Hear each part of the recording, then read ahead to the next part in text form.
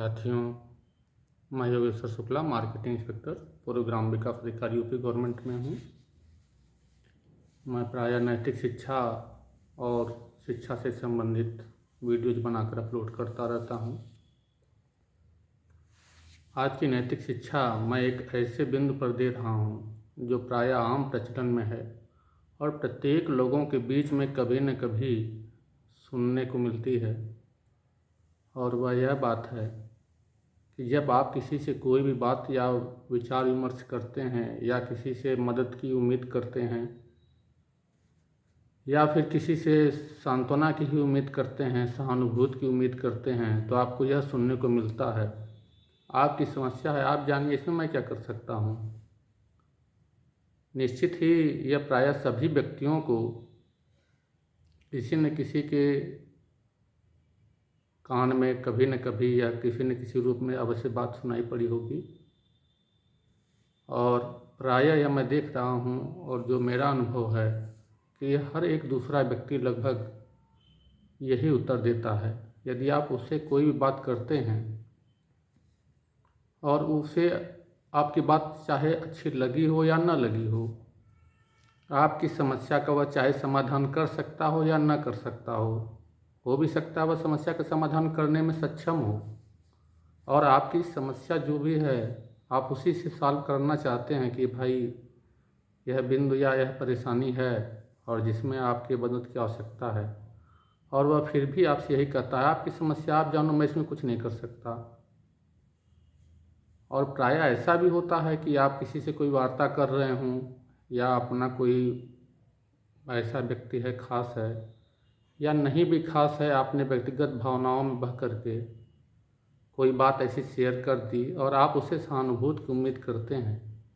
और वह यह कहता है कि भाई आपकी समस्या है, आप जानिए इसमें मैं क्या कर सकता हूँ। तो मेरा अब तक का यही अनुभव रहा है कि ऐसे व्यक्ति जो यह कहते हैं, चाहे आप उनसे मदद मांग रहे हों या केवल बात को शेयर कर रहे हों या सहानुभूति की उम्मीद कर रहे हों, और उसके मुख से अकस्मात चाहे जानबूझ करके या निकल रहा है कभी न कभी कि भाई आपकी समस्या है, आप जानिए इसमें मैं क्या कर सकता हूँ, तो मैं ऐसे व्यक्तियों को अच्छा व्यक्ति नहीं समझता। क्योंकि सामने वाला व्यक्ति चाहे कितना भी बुरा हो, वह आपसे यही उम्मीद करके बात को शेयर कर रहा है कि आप कुछ नहीं करेंगे तो कम से कम इतना तो कहेंगे कि ठीक है, ईश्वर आपकी मदद करे भाई, आपका सब अच्छा हो, चलिए मेरे लायक जो हो सकेगा मैं कर दूंगा, या मैं अपनी तरफ से कुछ प्रयास अवश्य करूंगा, या मैं अपनी पूरी कोशिश करूंगा। अगर इस तरह की बात करता है तो निश्चित वह व्यक्ति आपसे या तो प्रायः प्रेम संबंध या व्यवहारिक संबंध या मानवीय संबंध रखता है, और अगर यह बात नहीं कहता और केवल यही कहता है कि भाई आपकी समस्या है, मैं इसमें क्या कर सकता हूँ, चाहे वह अनमने ढंग से कह रहा हो, चाहे रूखे व्यवहार से कह रहा हो, चाहे प्रेम पूर्वक ही कह रहा हो, तो निश्चित यह व्यक्ति की पहचान करा रही है कि वह व्यक्ति संवेदनाहीन है या स्वार्थी है या फिर मानवीय संवेदनाओं से परे है या मानवीयता उसमें नहीं है, या एक तरह से कह सकते हैं कि वह आपका हित चाहने वाला तो कतई नहीं है। अगर वो नाम मात्र का भी आपका हित चाहने वाला व्यक्ति होता या समाज का एक अच्छा व्यक्ति होता या मानवीय संवेदनाओं से युक्त होता तो कम से कम यही कहता कि चलिए भाई ठीक है, कोई बात नहीं, ये तो लगा ही रहता है, कम से कम इतना तो जरूर कहता। और समाज में शिक्षा देना महत्वपूर्ण नहीं है, शिक्षा लेना महत्वपूर्ण है। अच्छे लोगों की इतनी कमी हो गई है कि मैं बहुत सी बिंदुओं पर वीडियो बना सकता था, लेकिन उसमें मैंने सबसे पहला बिंदु यही चुना, नैतिक शिक्षा देना, और दूसरा बिंदु मैंने चुना कि शिक्षा देना। हमें लगता है कि शिक्षा प्राप्त करके व्यक्ति बहुत आगे बढ़ जाता है, परंतु नैतिक शिक्षाओं की कमी की वजह से वह जीवन में आगे तो बढ़ता है आर्थिक रूप से, आजकल मान सम्मान भी आर्थिक रूप से मजबूत व्यक्ति को मिलता है, और प्रायः यह सदियों से होता आ रहा है कि जिसके पास धन अधिक है उसी का मान सम्मान अधिक है। लेकिन यदि व्यक्ति शिक्षा के साथ नैतिक शिक्षा में भी प्रवीणता हासिल कर लिया हो या उसे नैतिक ज्ञान इतना बढ़िया हो या नैतिक शिक्षा को ऐसा अनुपालन करता हो कि वह शिक्षा के माध्यम से जितना आगे गया है वैसे ही आदर्शवादी जीवन भी व्यतीत कर रहा हो, तो यह वास्तव में बहुत ही, जैसे कहा जाए तो सोने पे सुहागा वाली बात होगी। प्रायः सभी व्यक्ति ऐसा कर भी नहीं सकते और कर भी नहीं पाएंगे। निश्चित है कि हम किसी की बहुत मदद न करें, लेकिन कम से कम सांत्वना तो दे ही सकते हैं। और यह मेरा निजी भी अनुभव रहा है। मैं ऐसे बहुत ही रिसर्चर जैसे रिसर्च कर रहे हूँ उस टाइप से मैं जितने भी लोगों से मिलता हूँ तो उनके बातचीत, रहन सहन, क्रियाकलाप से मैं थोड़ा बहुत अनुभव लेता रहता हूँ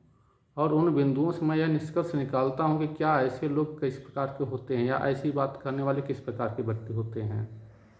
और मैंने ऐसा अनुभव किया है कि मैंने ऐसी बातें जितने लोगों के मुखों से सुनी हैं कि आपकी समस्या है, आप जानिए से मैं कुछ नहीं कर सकता, ऐसे व्यक्ति मुझे प्रायः बहुत ही स्वार्थी दिखाई पड़े हैं। यह मेरा एक निजी विचार है और निजी अनुभव भी है और मैं यही कह रहा हूँ कि इससे किसी को कोई नाम मात्र का भी दुख हुआ हो तो मुझे क्षमा कीजिएगा। मेरे इस कथन का उद्देश्य किसी को दुख या चोट पहुँचाना नहीं है,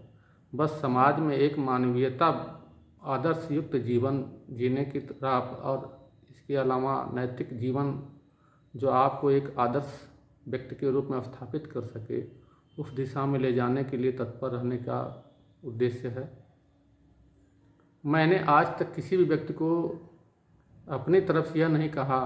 कि आपकी समस्या से मैं क्या कर सकता हूँ। आज तक रिकॉर्ड है कि मैंने कभी नहीं कहा।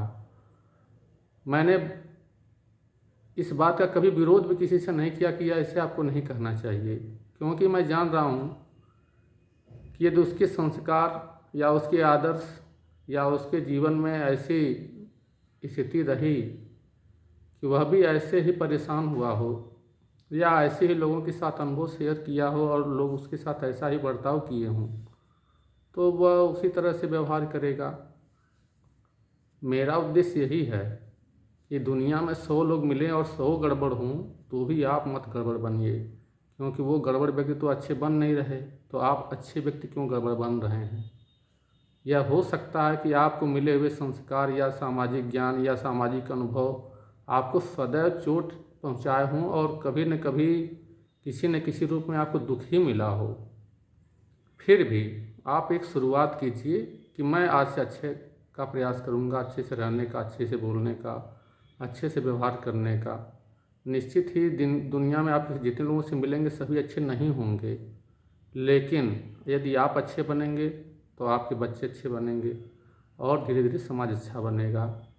अब आप ये कह सकते हैं कि क्या मैंने ही ठेका ले रखा है, आजकल यह भी बात बहुत प्रचलन में है। तो ये सही बात है कि ठेका तो आपने नहीं ले रखा है, कोई दबाव भी नहीं है। आप अच्छे नहीं बनना चाहते तो मत बनिए, आप जैसे हैं वैसे ही पड़े रहिए, कोई बात नहीं। लेकिन यदि आप अच्छे बनेंगे, सत्कर्म करेंगे, सद्ज्ञान के राह पे चलेंगे, तो निश्चित ही कि आप ये मान के चलिए कि आपका जीवन निश्चित ही बहुत ही अच्छा होगा। और यदि आप उसी राह पे चल रहे हैं जिस राह पे पहले से चल रहे हैं तो कोई बात नहीं, मेरी शिक्षा का आप पर कोई असर न हो तो भी कोई बात नहीं, क्योंकि शिक्षा देना महत्वपूर्ण नहीं है, शिक्षा लेना महत्वपूर्ण है, उसका अनुपालन करना महत्वपूर्ण है। प्रत्येक व्यक्ति प्रत्येक से प्रभावित भी नहीं हो सकता। आजकल तो दशा यह है कि अच्छी बात बताने वाले को ही लोग उल्टा सीधा बोल देते हैं कि बड़े आए हैं ज्ञान देने के लिए, ज्ञान की ज़रूरत उनमें नहीं है, बड़का ज्ञानी बने हैं। ठीक है, कोई बात नहीं, आप ज्ञान मत लीजिए। सम्मान व्यक्ति उसी का करता है जिससे सम्मान मिलता है, लेकिन बहुत ऐसे भी व्यक्ति होते हैं कि आप सम्मान न भी दें तो भी देते हैं, और बहुत ऐसे भी व्यक्ति होते हैं कि सम्मान मिलने पर भी अपने को बड़ा समझते हैं और सामने वाले को सम्मान नहीं देते हैं। तो हम तो यही कहेंगे कि आपसे कोई यह भी कहे कि चलिए आप ही बहुत अच्छे बने रहिए, हमें कोई दिक्कत नहीं है, तो उसकी बात को सुन करके यही मान के चलिए कि आज आपका दिन संभवतः अच्छा ना रहा हो, इसलिए आपकी अच्छे व्यक्ति से मुलाकात नहीं हुई।